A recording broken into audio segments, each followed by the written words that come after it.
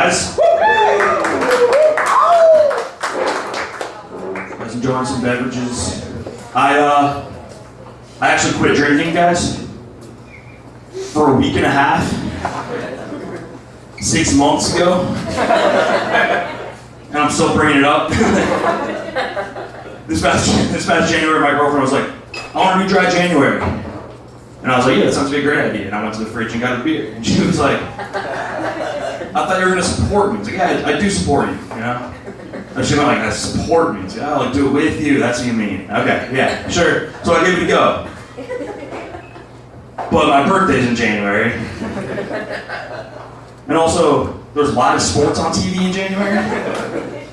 So, you know, the experiment. What do you want from me? You want me to watch the NFL playoffs with a glass of milk? I mean, come on, guys. I gave it my best shot. I've been getting into craft beer recently, which is a perfect hobby for me because I'm both an alcoholic and a pseudo-intellectual. It's right up my alley.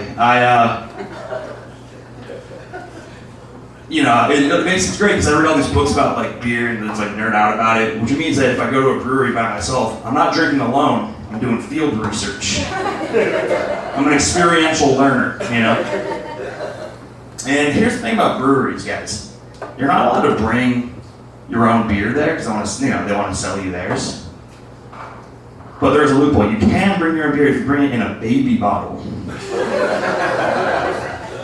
No one's gonna ask why. You know what I mean? Well, you can just drink it through a baby bottle and be like, I'm hungry for beer. And they're not gonna tell you anything after that.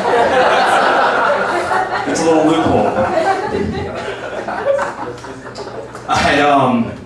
I bought a college football video game. It's a fun game, like the NCAA Football 25. And there's a mode in the game where you can like do a my player thing. You like play as a player from like high school through college and all that. And you obviously play the football games, but you also have like decisions you make outside of the field, right? Like how we allocate time between class and practice and all that. And it's pretty accurate, but there are some things that I think would make it more accurate. Like for instance, there's no scenario written into the game where it's like your roommate who shares a bunk bed with you has developed a habit of masturbating every night. And it shakes the bed, and there's like a little mirror on his wardrobe, so that if you like turn your head to the right, you see it, and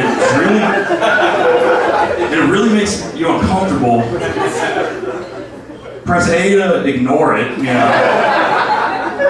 Press B to confront him about it. Press X to get really drunk and then come home and puke on his bed and not clean it up for 2 days. Like that would make the game more realistic, you know? Or is that just me? Did everyone have that experience? Or is that...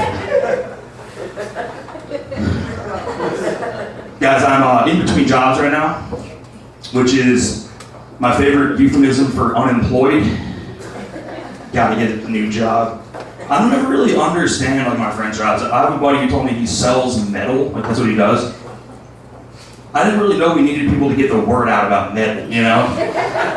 Like, it's been pretty well known since like the Bronze Age, you know what I mean? I didn't know it needed salesmen, you know?